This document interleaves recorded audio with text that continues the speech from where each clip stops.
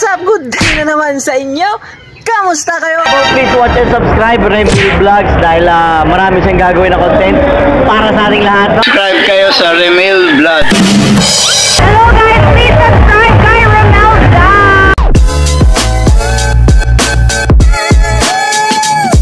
At yun na nga, kagahapon mga nogs is nagpasabay tayo. Sumabay tayo sa isang banding. So ang dinala natin na sisiw, ang pinasabay natin is 12 na piraso at meron tayong tropa na 4. Kaya yung naging sisiw natin na sinabay 16. At maya maya ipapakita ko sa inyo yung mga sisiw natin na karoon na ng banding. Pero eto, clarify ko lang kasi sa mga ibang pag-uunawa sa manok na nagkaroon ng banding, klaro lang natin, hindi po porket yung manok or sisiw natin na bandingan is magagaling, kasi meron ko kasing mga buyer na which is banding lang yung hinahanap, no? Kapag ka hindi banded yung manok mo is babaratin, no? Pagdating naman sa merong gaya ko na sumali sa isang banding, di naman porkit banding yung banded yung mga manok is itataasan mo na ng presyo. So yung presyo ko dito, kung ano yung mga ina-out ko, mapabanding man or meron or wala, so ganun pa din mga nogis, no? Kasi sa pag-uunawa ng iba, kapag ka meron ng banded yung kanilang mga pasisiw ay magagaling na, pero hindi naman sa ganun, no? Kasi ang pagkakaroon talaga ng banding sa ating mga manok is pwede natin silang isali sa mga malalaking palaro, kasi doon na-determine yung kanilang edad, no? Kasi by stage yan, merong national, early, late born, ganyan na mga stage. Kaya kung ano yung banding na sinalihan mo, kung baka nasa late ka, ganun na mga edad yung makakatapat ng yung manok.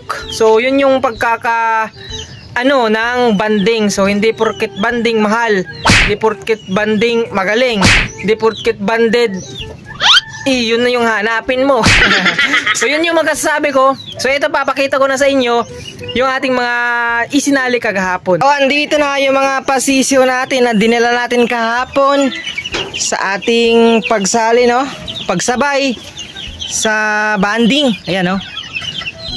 Yan, Rosano Cup mga kanukis dito sa Surigao. Ayan, Caraga Region yata yun na association, no?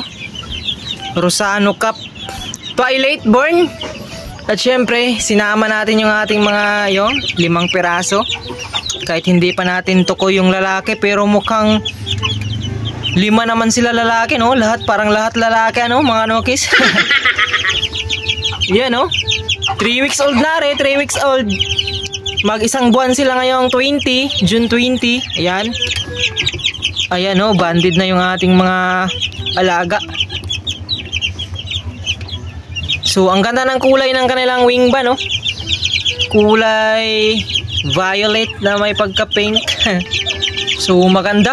Ayan, maganda tingnan. Ayan, no? Ito pa yung ating magto 2 months old naman ngayong 18, June 18. Ito siya, oh. June 18, magto 2 months. So punta naman natin yung ating tatlong na sabay natin sa banding na sinabihan tayo ng 4 months old na daw. So ang banding po ng late born is na born siya ng March to May. Ayan, bali March, April, May. So itong ating seasonary is April 3 born. Ayan, so pasok na pasok. Hindi po siya 4 months old. Alright? Ayan, kasi tinitingnan yung mga feedering mga kanokis, no? Binibilang kapag mayroong hindi pasado is out na agad. So sa nagsabi na yung ating mga manok na is 4 months old na daw, so wala pong banding ng 4 months old. Ayan, kulay violet na may pagka pink ba na tawag din. Ayun yung kanilang banding, oh. 3 piraso na lalaki dito, 2 babae. Yan. Ito naman sila ay 2 months and 1 week, kasi sila ay April 3, so 10, 11, anong date ngayon? So basta nasa 2 months and 8 days or 9 days na yata to sila. Ayan yung ating mga alaga ngayon.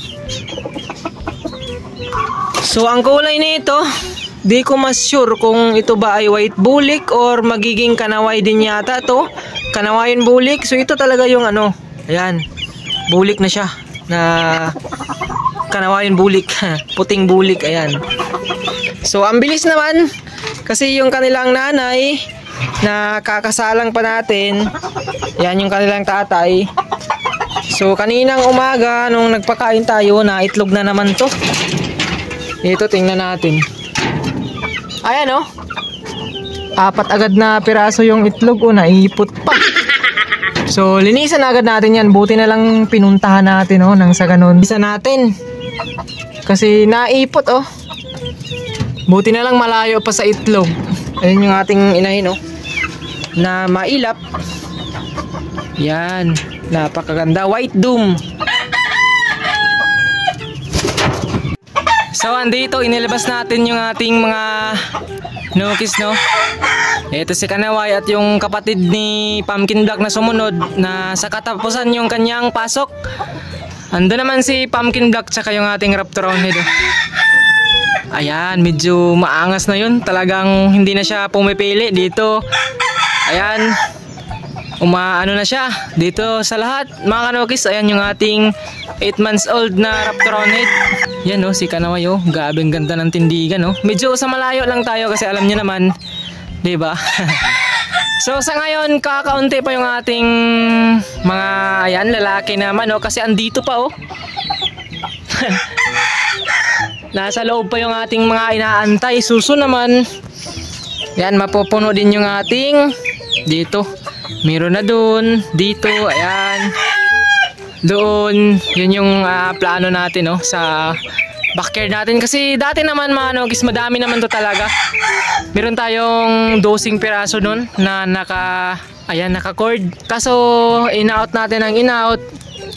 Ayan, kaya wala na tayong natira. Ganun lang naman kasi yung pag-aalaga natin ng manok, no? Pag may maipalaki tayo, mai-out natin. Pag may mga pasisyo naman tayo na madami, so nag-out din ako, nagtitira lang ako ng 3, 5. Ayan, by batch. Kunyari sa isang batch, meron niyang 10 sisiyo, tinitirahan ko yan ng 5. Din sa sumunod na batch, merong 8, tinitirahan ko ng 4. Kumbaga overall, magtitira lang ako sa mga sisiyo ko ng hanggang 10. Yung magkasya lang dito sa area ko, ayan. Yun na nga, gaya ng sabi natin kanina, yung pag-aalaga natin, yung pagmamanok natin is mag-breed. At syempre kapag nagpasisiyo is mag-out. So ito naman, saktong-sakto kasi yung ating, ayan, yung pumpkin natin na are, saka yung isang paparis niya na babae, yung kanyang kapatid, nasaan na yun? Ayan. Yan, yung kapatid niya na yan. So, ihahatid na natin yan ulit. Kasi meron ng kumuha. Kaya ayun lang yung pagmamanok natin, no? Maganda yung ganitong paraan kasi libangan lang, ano? Kapag meron tayong napalabas, alagaan, tapos kapag medyo lumaki-laki na, may out natin. At yung natira mo, kapag napalaki mo, yun lang yung isasali mo, no? Alright? So yun lang yung pagmamanok natin. At bilang pagtatapos ng ating vlog for today, shoutout muna tayo.